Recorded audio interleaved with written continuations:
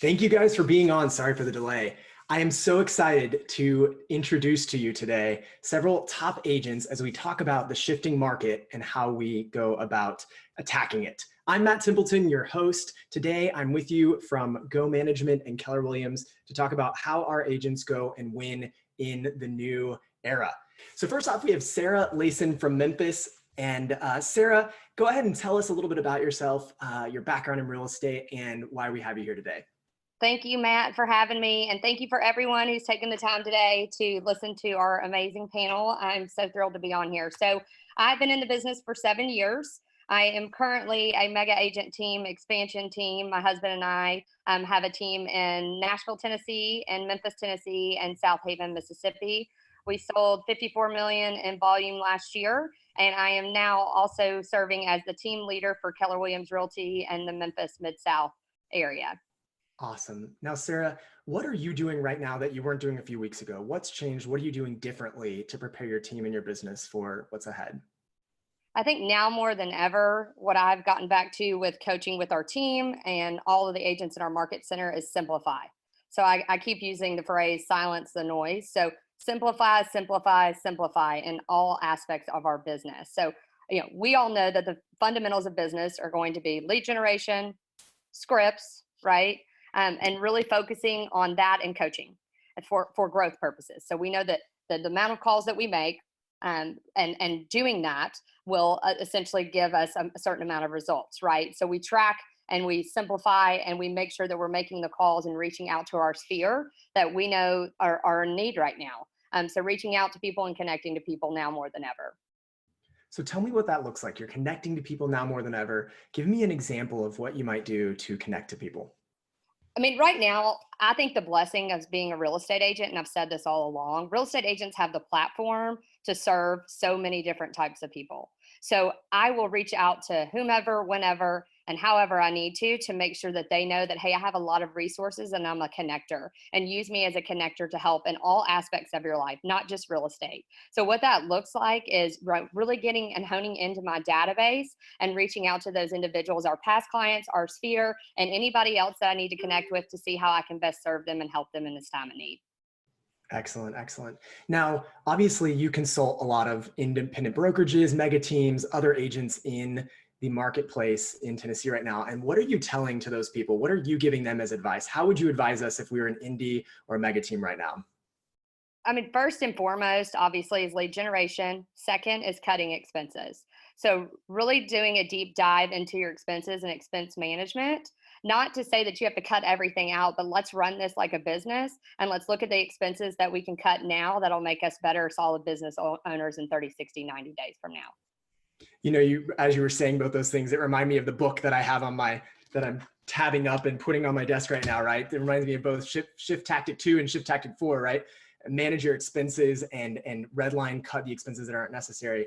And then find the motivated, right? We have to have more leads, and then we have to be managing, are they actually motivated? Are these ones that I can do business with in the next 30 days or so? Or are these all tire kickers? So I appreciate that. Now, if an agent hasn't already been doing this for the last 2 to 4 weeks, because some people I've been talking to are already doing this, what should they be doing right now? Like, is that pulling out their bank statements? Is that switching lead sources? What are you recommending to people around? Well, I think first, if we're running it like a business, you need to connect with someone to actually have a P&L of your financials. So we can't redline expenses if we don't have a P&L. So connect, if that's not you, I mean, I'll be honest, that is not my forte. So I've hired somebody to do that for me, and I've leveraged that out. So having a P&L and really having someone walk you through redlining those expenses. I know within our organization, we have a coaching program that will do that for free. What an incredible asset and resource for us. So really finding those point people to help you redline your expenses. I'm not going to sit here and say to everybody on the call that I'm an expert at all things, nor do I try to be, but I know who to connect to that can help me catapult my business during this time. Awesome. What else should we know? What else should we be thinking about as we're moving into this? I mean, for me, I think it's just double down on your 20%. I mean, I make it sound so simplistic, and quite frankly, it is. I think, being purposeful and focused and having time blocking now more than ever. So I'm a mom of two. So I know if I'm going to have a lunch break to prepare food from 12 to 12:30, I know that I have to replace that time, from 8 to 8:30. And I'm perfectly fine with that because I know that's what it takes. And that focus is what it takes to really propel. And let me make a side note comment. So some of the things that I've heard a lot of mega agents say, this is a great time to work on systems. And yes, it is a great time to work on systems, but if we're not doing the activities to challenge our systems, then we're not doing our job. So that's why I 100% believe lead generation, get into that activity, and then you can work on the systems later. I love that. Now, you seem to be very positive during this time, right? And a lot of people are freaking out. They're scared. They're stopping activity, right? When we move into some of these other activities, it might actually be that we're hiding from reality. We're hiding from some of the fears that we have. What are you doing to keep your mindset strong? I am big on working out. I have now, as of this week, actually, I've decided that I'm going to wear bright colors. At bright attire, I usually love to wear black and white, but if I could be a ray of sunshine for somebody else on a Zoom call, then that is my goal. So really having that positive mental mindset is key. I mean, I'm not going to lie, I'm probably like everybody else on the call. We have our up and down days, but if we're watching motivational videos, if we have prayerful mornings and we're really intentional about that time, then that does serve me well spiritually, and fulfills me no matter what's going on around me. Awesome. And then anything else that you're seeing right now in the world of real estate, in the marketplace, opportunities out there? What are some of the opportunities that you're seeing, you're telling your team about, you're telling your agents about? What can we be actually latching onto as the positive that's moving us forward? I think the opportunity is being a calming force and being a connector. So leaders, and everybody on this call is clearly a leader. That's why they're, pouring into themselves. So, really being purposeful, communicating, over communicating. And that's something that we should be doing not only with other leaders, but also with the consumer. So again, you don't have to know everything about everything, but you do need to know how we can help the consumer and how we connect them to somebody that is an expert on that matter. I have to call out what you just said. I think it's probably the gem of the call so far, and that is leaders over communicate during times like these, right? So if you have people that are following you, if you have clients that you're pending or working with, the over communication cannot be overstated. If we were calling them once a week, if we were talking to people every couple days, double down, triple down, over communicate, both in frequency and in the amount of the amount of value and conversation that you're having. Now, even more specifically, I was listening to a podcast yesterday, and so I want to add on to your over communication piece. Leaders, during the moments when crisis comes, we want to be positive, we want to be motivational, and yet sometimes leadership doesn't warrant all sunshine and roses. Sometimes it warrants the truth with some vision, with some direction, with a plan. And so truthfully, leaders, you don't need to always have all the answers when you communicate. The goal is that we would be communicating even in the midst of what might feel really hard. And I thank you so much for that, Sarah. That is golden. Any final thoughts you have before we bring on our next panelist? No, just kind of tacking off what you just said. It's okay as leaders for us to be vulnerable. So there's a lot of change and a lot of things going on, and we're real individuals and real people. So if we're vulnerable and we're honest and we're true to that, then that not only resonates with the other people around us, but also with the consumer. So be connected, get connected, make sure that you serve as a connector and serve others during this time of need. Thanks so much, Sarah. We appreciate you on the call today. I appreciate you having me. Up next, we have an amazing previously indie broker that now has a mega team at Keller Williams, and that is smoker broker Robert Meche. Robert had an amazing independent brokerage with over 150 agents at its peak, and now he is running lean and mean, efficient, and he's really been amazing at over communicating to his people during these times. And I'd love to have Robert on to talk about how mega teams and independents can operate lean at these moments and what we should be thinking about and how we should be showing up. So let me bring Robert on the call.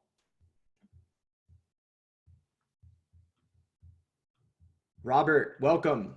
Hey, how's it going? Good to see you.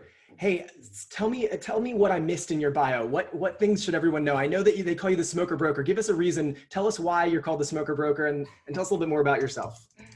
Well, we do a little bit of competitive barbecue, and we do a little bit of the circuit here in the state of Texas. So we've done that for quite some time, and it just became a very natural, the fact that I had been a real estate broker for so many years, that just through conversations with a lot of people, they thought that was a natural name for me. So it's kind of stuck all this time frame. Now, Robert, you've been operating in the DFW area for a number of years, and you often, like the independent brokerages, the mega teams of the world, tend to come to you for advice because you're known for being calm in the storm, for leading well, for being an amazing broker. And so, share with us what advice you have for some of these mega teams and other indies out there right now. Yeah, it's tough. It's funny. The advice sometimes is kind of the luring fact that we're trying to say this is why you shouldn't be an individual broker, an independent broker anymore. But for those that are on there, that's the obvious. I think for an independent broker, it's tough at times because they're out there on their own. They really don't have the tools and resources that we have at Keller Williams, and it can be tough for an indie broker out there when they're trying to manage through. It's tough for an indie broker on a regular day, minus all the chaos that's going on right now. So for them, they have no one else to turn to. They don't have a leadership crew. They don't have a corporate. They certainly don't have the advanced leadership that we have via Carrie Keller and all the other folks that are out there at KWI. So it's tough on them because really the buck stops with them. But if they don't have enough to contribute, it becomes very difficult. They have a lot of people that are turning to them. They have a lot of people asking questions. If you don't have those answers, or worse, you try to answer them and you don't know, that can be a real problem for an indie broker during this time. So I think with them, one of the biggest struggles right now is just the isolation from what the rest of us are seeing. Now, they can contact other people and they can get out there and talk with other folks, but that doesn't make it any easier for them. The resources that we're being given right now, just on the individual training alone, take up so much off of an individual broker's place and a mega team leader. Even for me, that helps because I don't have to plan every bit of training every 5 seconds. It's already been laid out and in a very professional manner. It's not like you're going to top training presentations from Jay Papasan and Gary Keller and all the other ones that are out there. It's very hard to beat that. So it almost makes it easier to have those types of resources. And for an indie broker, even if they don't have those resources, they obviously should be reaching out to the virtual training side of it because it can be very hard with the isolation. Well, and what Robert's mentioning and referencing to is even some of the stuff that's available right now on the Pivot Shift Ahead Facebook group. So if you haven't joined Pivot Shift Ahead, there's so much free virtual training right now, especially around how we pivot, how we shift, how we make things happen in the middle of crisis, how we make things happen in the middle of uncertainty. And there's daily content, webinars, live streams coming from there. And many of that is produced by Keller Williams, but so much of it is so natural for all of the real estate industry, especially mega teams, brokerages, people that are having to lead other people. Now, Robert, what are you telling your people right now, or what would you be advising indie brokerages to be communicating to the people, or teams that have any amount, 1, 2, 3, 10, 20, 100 people working for them? What should they be saying to those people at this moment? Yeah, it's very similar to the things that Sarah was mentioning. The obvious is, they do need to be cutting expenses, and we don't know where this takes us financially. I mean, we do in the midterm, we obviously know there'll be some, hesitation with what we're doing, but we don't know how far it goes out. And anytime you can't plan ahead financially, you should be somewhat careful with those expenses. So obviously that's one that we've all been preaching. I'm huge on the communication part. I was listening to your over communication section, and that's really all it becomes, because it doesn't matter whether it's your clients, whether it's your team. There should be over communication on both those sides. For the clients, it should be for present, past, and future. All those people, every one of them, we should be talking to them, because if we let them form an opinion, it's going to be a very different opinion than what's realistically happening. A lot of people right now are timing the economic crisis into the housing market, and honestly, it's not there yet. We're still taking lots of listings and still negotiating. And it is different from 2008, where you had a market that had so much inventory and was already not necessarily stable from a housing perspective, versus now the housing market has been very strong and there's a shortage of houses out there. So it's not the same thing. Yes, the market will have some type of effect. Unemployment always drives somewhat of a hesitation in real estate sales, but it's not catastrophic right now, and I don't foresee it becoming catastrophic from a real estate standpoint. So we've been communicating that very heavy to the people out there, making sure that they're aware of what's going on, and it's not a doomsday scenario. Don't get me wrong, I'm not demeaning what's actually happening. I'm well aware of the surroundings, but we still have to communicate what the housing market is doing. And honestly, one of the most brilliant things that has been going on, it's so refreshing to see how the real estate industry has reacted, how quick they've picked up on how to utilize the technology to really not put a stop into our job. We really have been operating somewhat, I'm going to call it normal because it's not normal, but we've been doing a lot of the same things on the technology side. Like Sarah mentioned as well, of course, the lead gen's always pressed. Lead gen kind of switches into a hyper mode when you're in these types of situations, because you do want to be reaching out to all the people. I love the creative ways that a lot of people have been doing their lead gen. Not just the normal calls, but you see a lot of people there on Facebook hosting events where they're tagging all their clients, which I think is extremely smart. They're doing unique things, like they're thinking out of the box. They're doing things like raffles, and they tag their clients, and if their clients participate, they can receive gift cards or something. Or they're doing group events, like where they're doing group yoga or something. I've seen that as well, and I think that's good, because all those things, they're watching us. They're watching us. They want to see what we're doing, and if we're not the ones that are communicating those things, somebody else is. And they're going to take our place. So that's something we've been doing a lot of focus on as well. And of course, like I said, we talked a minute ago about the training. You have to combine this time frame with lead gen and training, and finding a very fine line. I think for the newer agents, this is almost somewhat of a very assuring thing for them, because they're able to jump into their training a lot more than they normally would, because they have the time to do it. And for someone who's a veteran agent, it kind of lets them reassess from the higher level training that they're getting. So there's really a fine mix between all of those things out there. But it's just amazing all the uniqueness that everybody's giving, and the effort, because they really are trying to adapt to things that they don't know, how they've never seen. And I honestly think they're doing a really good job. There's like 6 ahas I had from what you just said that I want to reiterate to our audience. Going reverse order, the most recent thing you said that I think is so powerful: everyone is adapting right now. And if there's one trait that humankind has to have in the middle of things like this, and even as technology changes and the world changes in any way, we have to have adaptability. And the number one trait that will get someone through is the willingness to be adaptable, and the willingness to harness that courage and say, I'm going to adapt, I'm going to become someone different. And I'm seeing agents and people in our market centers in our world that are getting onto computers more than they've ever gotten onto, that are reaching out and learning how to do things that they've never felt they were comfortable with. And truthfully, once the mind expands to the point where now it's operating in that way, it doesn't regress back to those old ways. So our entire world is moving in such a way that I don't think we'll go backwards in some of those technology ways. Another thing you said that I thought was really good is how you are creating a calming force about what is actually happening in the marketplace. And what we've been encouraging our agents to do is tell the real stories of what's actually happening. If you go into your MLS every day and see how many active properties are there today, last 24 hours, how many pending or active option in our market contracts in the last 24 hours, and how many close in the last 24 hours, you see that business is still happening. And just like in any shift, business never goes to zero.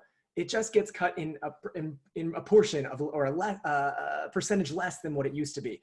So no matter what happens, whether we go to a point where we're at 20 or 50, or 50% or 70% of what we were before, there's still business for somebody. And right now we're not experiencing that. So we've got to continue to create those calming situations for clients and those calming situations for the market. And then the final thing you said was lead generation. And I wanted to ask, where are you recommending, like obviously many of the lead generation sources that agents relied upon, open houses, door knocking, networking events, some of the physical face-to-face spaces are going away. What are you guys doing differently, or what are you recommending to people at this point to lead generate at a higher level, besides just calling their sphere, which I continue to recommend? Right, which is always a given. It's kind of what I was talking about with what we've seen. We've been pushing the same things. It's more out of the box. You do have to think out of the box during times like these, because they're not things that we've seen before. So we don't have the play script for this type of thing. So we have to kind of go with the flow on it and do the things that we need to. So kind of like we were discussing with those Facebook events, I'm huge on those. I tell the guys all the time they should be doing those. They should be setting up even their own networking events. There's nothing that stops them from other people that they know in the industry that are having the same amounts of time that they do. They should be setting up those type of networking events. One thing I didn't mention earlier, and I mentioned it on one of the regional calls the other day, one of the things I don't hear enough of, and I really think it's a valuable resource, is the lack of communication to the out-of-state referrals. There are so many people who have families and friends that live in other areas that, Texas isn't even their home yet. They're doing real estate here, and they don't even reach out to them. You got families that live in the San Francisco Bay Area, and you don't see referrals coming in from there. We can help those people. We can't actually do the real estate for them, but we certainly know we can pick someone that we know, especially in the Keller Williams universe, where we have, through Kelly, it's so easy to reach out to find a referral base. I've been pushing things like that, awkward things I don't do every 5 minutes. I've been doing the other side, because like you said, the lead generation is obvious. And a lot of people are being, hit by realtors right now, which that's good because they should be. But I like the out of the box type of stuff. I don't like the traditional, I do the traditional, but I like doing out of the box when I'm in this type of time frame. And that's what I usually push to the guys. One agent told me yesterday that she said, it's the easiest time to farm your neighborhood. Yeah. Your personal neighborhood, right? So everyone's out and about because they're sick of being stuck in their homes. I've seen more neighbors running, walking their dogs, playing in the yard, mowing. Like yesterday, half my neighbors, I think, were doing yard work, right? So keep your 6 feet of distance and then go farm your neighborhood. Everyone's home and everyone's willing to have a conversation from 6 feet away. And that's a cool opportunity to just connect with your neighbors. I think one of the cool things that's happened in our world is the new ways we're forming connection, right? We were getting served socially in one way or another. And then when those things go away, we have to find new ways to connect with people. What's amazing, even when you have your Keller Williams gear on, that always tends to generate conversation, but especially now it's almost like they want conversation 6 feet away, but they'll, it's not uncommon if I'm out walking where I get a, hey, how's real estate right now? And, that's a win when you have, if you're wearing your red and black and you do have your KW initials on, that's a win when somebody asks you that, because first of all, they recognize you as Keller Williams. And if they know who you are, they're definitely intrigued as to what you say. So I've had that a lot over the last couple of weeks, and actually kind of flattering when someone asks you that when you're out and about. One other out of the box idea I'll recommend, and then I'll let you give us your final thoughts. One of our agents in our office put a list together of all the resources, the information on the economic stimulus, information on tax deferral, information on contractors that were offering a discount right now because they didn't want to have to lay off workers, information on all the different pieces that might be valuable to a consumer, and just said, hey, you may be looking for all the different resources. I just want to put them all in one place. And she sent out 10 to 20 links in one email to her sphere. Well, several of our other agents started sending that out to their people as well, via Facebook message, via email. And it was amazing, the response, when people even said, oh, I've been thinking about buying in the next year. Thank you so much for sending this, right? So they're scheduling buyer consults and seller consults via Zoom as a result of adding value in an out-of-the-box way. So how can you be the curator of information? Yeah, major value at that. Yeah, thanks so much, Robert. We really appreciate being on. Any final thoughts for our audience? Anything else that they need to hear from you? Really, just there is a silver lining to this. This is a rough time for a lot of people, and I don't think anybody is significant how much, how tough it is out there right now for the fears, but there is a silver lining. These things are being addressed at a massive level, no matter whether you agree or not with how things are being handled. Nobody can argue the fact that the efforts being made to make things better. It will pass, and hopefully sooner than later. It's going to take a lot of work from a lot of people, but in the end, the market will revive itself and maybe even be stronger than it was before. It was already on a solid foundation. It'd be very hard to hurt it. There's a lot of money being thrown to the general public via these programs that we mentioned. And I think that's going to be a key factor, that even though a lot of small businesses are hurting and they're being delayed right now, that's more of the focus that should be out there, is that it's a delay. You mentioned about the deals that have been pushed off or something. I've been very big with my crew about the fact that those aren't lost. They're just delayed. Almost every person that we've had a deal that's been pushed off over the last couple of weeks has made it clear to us they intend to do this when things calm down just a little bit. So I think it should be focused in on that there is a delay. Yes, there are hardships in between, but it should be a delay more than anything. I do predict that maybe we have a slower spring, but we have a damn good summer, and it's very possible that that's the way this could work out. So there is a silver lining, and that's my calming effect, is that I do believe there's a silver lining out there. Thanks so much, Robert. We appreciate having you on. Anytime. Thanks for having me. All right. Well, next up, our final guest, I have the pleasure of introducing to you my personal coach to the top 1% of leaders in the industry, an agent from Austin, worked in California, all over the place, tons of value. And I call him my thinking coach because Brian Martin is the person who's taught me to think better than anyone else I know. And so I brought Brian on, and I just wanted to have a conversation with you, Brian, because sometimes when we talk, my mind just expands and all of a sudden I see all sorts of opportunities. And so I'd love for you to help us to see what opportunities they are, how we should be thinking, what leaders should be doing right now. There's lots of things there. Feel free to go where you want, and I'll kind of pick your brain as we go. Yeah, I think a lot of great things have already been mentioned. Sarah mentioned communication being key right now. Robert was talking about the ways that we're communicating with people. I would actually look at this as like the urgency in which we're communicating with people. The urgency in which we're taking action right now is one of the most essential things that we can do, along with what's already been shared. So I won't bore you and say things that have already been shared yet. If we look at this time that we're going through right now has been, people say like, oh, it's like a shift. Like we've been through other shifts before. We have, and it's different, previous shifts, if you want to call it 07, 08, 09, whatever, like to 2012, basically, that's like 4, 5, 6 years of time, and people were affected at different times. They were affected in different ways during that time. And it was a long recovery, right? So our communication, the way that we worked with people, what we offered to people, it was all kind of spread out over time. And so I think in some ways, by looking at it saying, oh, it's so similar to that, it is. There's definitely lessons we can learn from that. I think we should look at it from a different perspective, which is, this is actually a relatively short amount of time that we've experienced so far, and it's affected a much larger group of people in such a short amount of time. So what I'd have you think about, like for agents specifically or leaders, think about, is there a person that's in your cell phone that you could call that's not affected in some way by what's happened here in the last 2 or 3 weeks? I'm going to bet the answer is absolutely not. Every single person you can call, every person in your database, every person you've closed a transaction with or have in your pipeline has been affected in some way, right? Or their neighbor is, or their best friend is, or relative is, right? So have you talked with them? I mean, I love all the creative ideas also. And if I just look back, all the things I've done in real estate, it's a people business.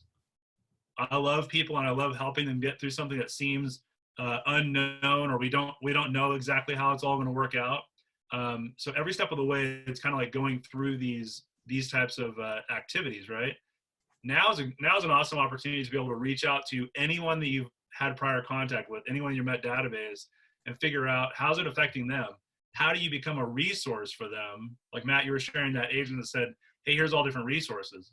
Well, if every single one of their clients doesn't have access to that, right? Or if something comes out and every single client, every single person in their database doesn't know that that's what's going on, right? Can they share it with their friends? Can they share that with their neighbors? Can they share that with other people through work? And the reason I keep saying this stuff is because we can look at even a small group, even if you identify maybe 250 or 300 people, right? You may have them on a drip campaign. You can definitely reach out and call them in the next 2 to 3 weeks. That's gonna be a lot of calls, right, in a relatively short amount of time. And think about it. National Association of Realtors does a study every year of home buyer, home seller activity. And every year they ask the questions, how did you get connected with the realtor that you closed this transaction with? And the number one answer is always referral from a friend or neighbor or somebody that they trust, right? So be the person that connects, be the resource right now, and they'll connect to you when it is time. I believe now's an amazing time just to connect with people and help them. Brian, what you just said there, something popped into my head. Oftentimes I've heard agents say, everyone's talking about leaders communicate right now. Leaders are having lots of conversations. They're leading through crisis. And some people said, but I'm not a leader. I don't lead anybody, right? I don't have any staff. I don't have any agents. I'm not a mega team or an indie broker. And yet what you just described for us was leadership to the community, right? The realtor gets to become the leader to everyone that they influence or want to influence in their sphere and in their neighborhood and in the places that they live and work. And what I think you just said too was that resource, being that resource, you first have to decide or understand what they need as a resource, which means you got to ask them. So call them and ask them. And then two, you go curate information that is a resource to them. And I think that at least in our world right now, I feel like I'm getting information moment by moment as it's coming out. And I'm the person that's getting to go tell people, here's what's happening with mortgage rates. Here's what's happening with the real estate industry. Here's what's happening with the taxes. Here's what's happening with the stimulus. And I'm hearing this stuff immediately. Most people aren't hearing it at the pace that we as real estate agents are, which means that we have the opportunity, if we're curating that information well, to be the news source, to be the resource, and eventually to become the real estate expert and the home ownership expert to our consumers. So this is actually a much bigger thing than just it is caring for people by being the resource, but it's also establishing our leadership as the curator, as the economic expert to our people. Yeah, I guess the only thing I would add to that is that leadership is a choice, right? So you may not see yourself as a leader, but others do see you as a leader, right? So are you, in a time like this, a leader steps up and is the person that you can count on. So if you are somebody that people count on, you're a leader. You may not have chosen that. It may not be in your title. Yet that's the role you're playing. So it also it's important to realize, like, we don't have a crystal ball. We don't see exactly what's going to happen here, in the next week or the next month or the next 6 months, right? But sometimes being a leader just means gathering the information that's there and helping people to take the next step. So Martin Luther King Jr. said, take the first step in faith. You don't have to see the whole staircase. Just take the first step, right? So as a leader, we don't see the whole staircase. We don't see everything that's going to happen. It's just about helping somebody to take the next step. I would say that right now, it's more important than ever. Simplify your message to people, because there's a lot of information out there. There's a lot of misinformation out there. And there's a lot of information and misinformation that's based in fear. And there's an economic or political slant to the information that's being shared. So can you be the calm source of information where somebody can get a one piece of information from you and know how to take the next step? So something you may consider is a simple form of communication. So when all this started kind of showing up in our world, and I'm working with all different leaders, I realized, like, I need to be communicating with people every day, right? And I'm not on a call with everybody every day. So I started making they're 5 or 6 minute videos, and I sit right here in front of my computer every day and kind of record my thoughts for 5 minutes, and it's just a couple bullet points. And the feedback I've gotten from that has been pretty incredible, because people say, oh, this helped me to kind of get my thoughts, formulated. And I was able to use this in working with somebody. So I would say that anybody that's watching this has that same ability. We have the technology. You're seeing information, and people are looking to you as a leader. So how are you communicating clearly with them in a bite-sized kind of fashion, right? To allow people to move forward and make great decisions. That was perfect. And I want to go back to the tactical for a minute, specifically around profit margins, expenses, money. And I know I'm talking to a lot of real estate agents right now that still believe, well, I'm still making money, I'm still good. And I would say, we need to be watching that. What are you telling top agents, top teams, top business owners around expenses and profit margins and money, even outside of our company and other companies? What are you hearing people say? What are you saying? Yeah, I mean, a lot in our company, we're talking about cutting expenses by 20%. Here's something I saw that I thought was kind of interesting, and we saw it when when schools were saying we're not going to be in session for now.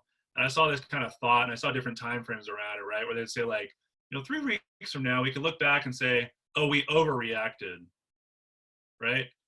But wasn't that better than looking back 3 weeks from now and saying we underreacted, right? So I was on a call today, and I heard a thought that I thought was pretty interesting, right? Which is like, if you were to look at yourself if you're looking at yourself as a business, how would you be acting differently today if you saw this as something that was going to last 6 months, not as 6 weeks, right?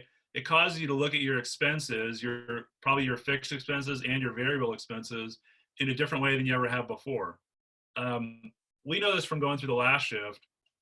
I mean, as a coach and as a business person, I've been reading the shift book every year just to keep bringing it to people.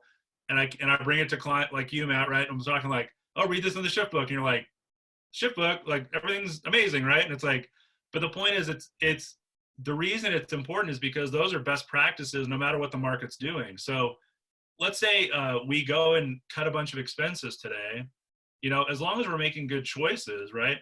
We're cutting the things that are extra that have creeped in a good market with extra profit or extra income. If we're cutting those, no matter what the market does moving forward, we're going to be better off.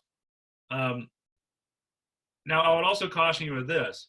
I would look at it and say, what are the things that you can do to look at things differently, right? So we're talking about expenses, and quite often people go right to people first, right? And they'll say like, well, I have all these people and I'm paying them salaries and everything. I'd caution you on that because I saw a comment that somebody said, the way we show up during this time will define our culture in the future, right? And I understand people are going to make whatever choice they're going to make for their business and their family, and that's really important. What I would say is this: if you're working with great people, keep working with great people. That's what's actually going to get you through this time more than anything. And I mean, I think that as far as that goes, as long as you can make that happen, I think that's probably going to be better off. Look at how you can realign some of the things they're doing that serve you in today's market versus what you've done in the past. So for example, if you have people that are like, delivering stuff door to door or whatever, they're actually going to have to shift into calling your database with you. That's a simple one, right? They can determine if they want to do that or if they don't want to do that. But honestly, that's an opportunity for them to have a job today and to help you doing something that you're going to drive business and drive revenue in the future. That's a good investment.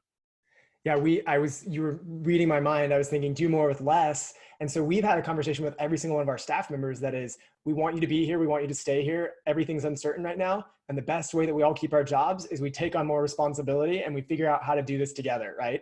And so all of our staff has stepped up and figured out new roles, new things to do. How do we go do it together? How do we do it differently? How do we save money? Because staff is the last thing to cut in my mind, as long as we weren't overspending to begin with.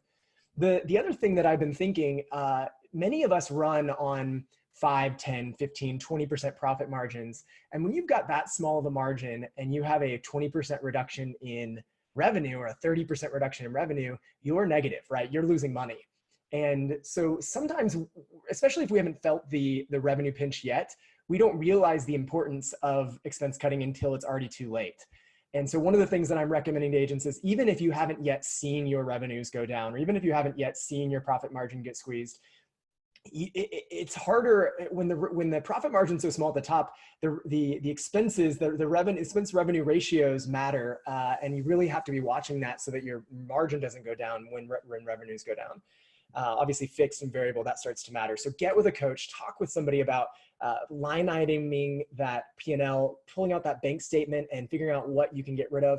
And we made 3 lists from day one. We said, what are the things that we absolutely must have to operate the same way we're currently operating? What things do we not want to get rid of, but we could get rid of if we absolutely had to? And what things must go right now because they're just not necessary. And the truth was, there's a lot of stuff in the must go right now and it can go right now. There's a decent amount of stuff in the I don't want to lose it, but I could. And so one of the things that you've reminded me of, and several other people have said even today in conversation with me, is those things are usually not people first. They're usually not fixed expenses first, because you usually don't have a choice. And they're usually not marketing, lead generation, or coaching, training things. Those are the coaching, training, and lead generation of the things that you actually need to up during this time. So what are you doing to make sure you're getting more leads, more motivated people? Now, one of the things we did do is we went and looked at our expensive lead sources and we said, which ones are giving us bad ROIs? And what bad ROIs do we need to cut? How do we increase leads through prospecting-based methods? And then how do we go buy more leads at a cheaper price in other new places? And Keller Williams launched a partnership with Facebook where we're now getting leads between 85 cents and $3 a piece. So on average, we're at $1.50 to $2, depending on the campaign, per lead, valid contact info. And I was paying $12 to $20 for an online lead before. And so that opportunity allowed me to then go double or triple my number of leads coming in for my agents to work, and yet not increase my spending, actually cut back my spending. So there's opportunities like that where we say, am I holding it accountable? Is this thing giving me ROI? Is this where the lead dollars need to go? I don't cut total number of leads. I don't cut total number of lead dollars, but I reallocate to make sure that things are not getting spent wrongly. One other tactical opportunity that I've seen is, and someone mentioned it to me today, they said, now is an opportunity to find talent, or talent will be on the market. And what's funny is in the last week, I've had 4 different people who I've had on my list of people I want to be in business with reach out to me and say, what kind of job opportunities do you have? Do you have any independent contractor roles? Because their companies are looking less stable. So companies that choose to cut expenses and choose to show up in stability and also in leadership, in communicating well, are the ones that are going to have the best opportunity to snag the talent when we come out of this. And so one of the things that I've chosen to do is the people that are on my list of people I want to be in business with, I'm communicating to them, right? I'm telling them, I'm giving the same communication I would to a client or an agent or somebody in my sphere. And then I'm also keeping them, I'm helping calm them and be that leader to them, because they will follow leaders that show them this in the time of crisis. And so I just would encourage all of you that want to hire coming out of this, that stability, foundation, communication, and looking for KPIing, reaching out to people that you want to get into business with is going to be another big opportunity. Hey, Matt, the only thing I would add to that is, you were mentioning some people would say, oh, I'm not seeing this crunch on my business, or I'm whatever it is, right? I think there's a difference between surviving and thinking abundantly, right? So I think if nothing else, what we should learn from this time is, how prepared are you for something that happens like this, right? Are you prepared, like, for the person that for 2 months is going to be at a stay-at-home order or a shelter in place? Are you prepared for 6 months? Are you prepared for a year? Are you prepared in that situation to be offering to hire great people when other people may be acting out of necessity or possibly fear, releasing great people they've been in business with, that allows you to be in a position, if you're abundantly thinking, saying, I'm actually going to double down on the people I'm in business with because there's great talent out there. I think it's a difference in how we think, and it provides us a different way to act. Well, and talent that has been recently cut by another company is willing to work harder than they ever have when you bring them into your organization. And in a time like this, you can ask more of talent, because everyone's doing more if they want a job right now, which means not only can you get the talent, but you can get the talent at their peak moment when they're willing to work hardest for you. And then you set a new normal, a new standard for your organization of how people show up and what they do. One of the final opportunities I see for real estate agents in their business right now, and this comes from the Shift book, but even more specifically, just from our business in general, is finding motivated buyers and sellers. And the motivated buyers right now are ones with cash, with money, that see opportunity. So I've been reaching out to everyone I know that has money. And if anybody's watching that has money they want to invest, just know there are lots of opportunities that will be coming. And I've been talking to our cash investors about what they want to do over the next month or two. And we're seeing people put up money and say, I'll buy investments, find things with this split, find things with this opportunity. And let me remind you guys that if you're in a market like Dallas or one of the major markets where Zillow offers, Redfin, Open Door, some of the various buyers they've stopped buying. So the iBuyer, and unless you're using Keller offers, the iBuyer model has almost disappeared. And many of the investors we knew that were buying investment properties have stopped buying as well. So when people get into fear, many of them don't make moves, but the investors that are working with you may still be open to that, which may mean you have an opportunity to dominate the market coming out of this. So I guess the thing that I would just share in that piece in closing, and I'm going to give you an opportunity to give some closing remarks as well, is if you shift the perspective and you look at it from where are the opportunities, how do I get prepared? How do I get focused? How do I double down on my activities, on the right activities? There's tons of opportunity out there for me. And the agents that get their mindset right, get real, get right, and then decide how they're going to show up will actually come out of this with more business, more money, more talent, more opportunity, more excitement, more energy, more momentum than they've ever had. And so this is actually an opportunity for a catalyst. This is a catalyst to either give you a running start into a better future, or to slow you down and change your life in a negative way. So you get to decide how you're going to let the catalyst work. The final thought that I'll share, and then I'm going to let Brian have the last word, is I'm reading 2 books right now. I'm reading Shift, right? Of course, I was reading Millionaire Real Estate Agent because I said, I want to get better at running millionaire real estate agent businesses. And I had to put it down because I said, this one's the moment. This is the book of the moment, right? I have to read the Shift. For the first 4 people that comment on this stream that you're looking for a shift book or you'd like a shift book, I will send you a free copy. If you put your email address in the comments, first 4 comments I see, I'll send you a free shift book. I just ordered a few extras. I saw Keller Williams has them on sale right now.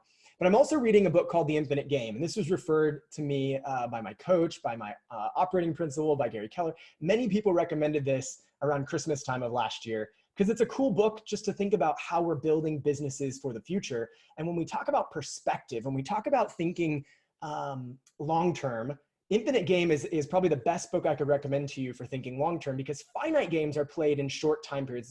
They're played in known time periods and known objectives and known goals. And infinite games, you just embrace the journey and you start going through this without a regard for what's happening in the moment, but where your just this ultimate journey or direction you're headed towards.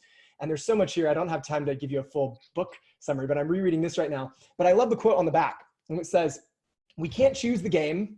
We can't choose the rules. We can only choose how we play."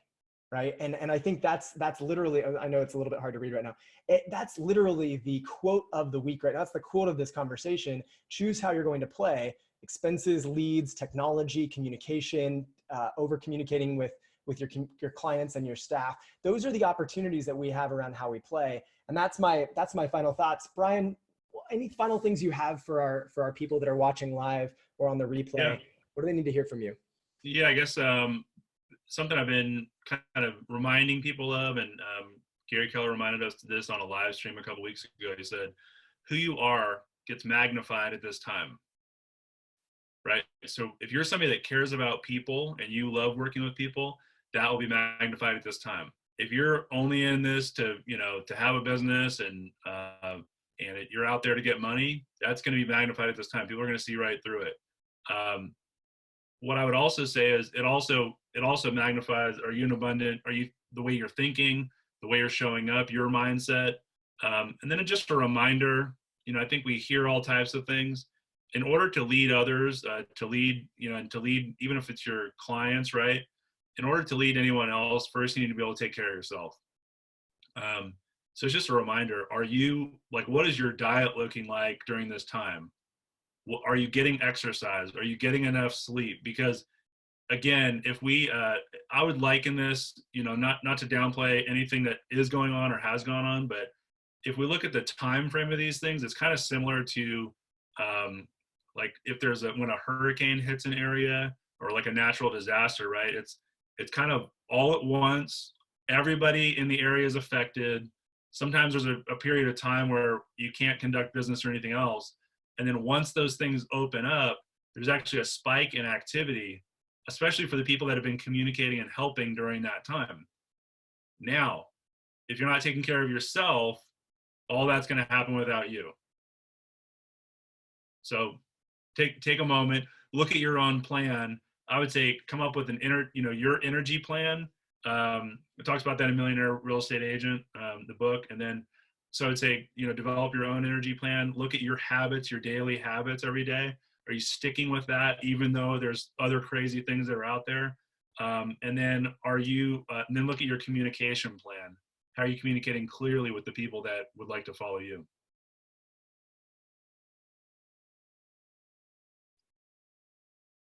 Matt, I think you're muted. Yep, that didn't work, right? Thank you so much, Brian. I really appreciate you being on. Great stuff. Thank you all for watching live. Thank you to Go Management and Keller Williams for supporting us in this. Thank you, Maps Coaching and Brian Martin for being part of this. And guys, if you would like to hear more stories, more conversations like this, join us at 2 p.m. Central Time. That's 3 p.m. Eastern, 1 p.m. Mountain, and noon on California. No discrimination by time zone. 2 p.m. Central for me, and that will be every Monday and Wednesday at 2 p.m. here live on Facebook. Thank you so much for joining us today. We look forward to serving you in the future, and let's lead into the future as we embrace the change. Thank you, guys.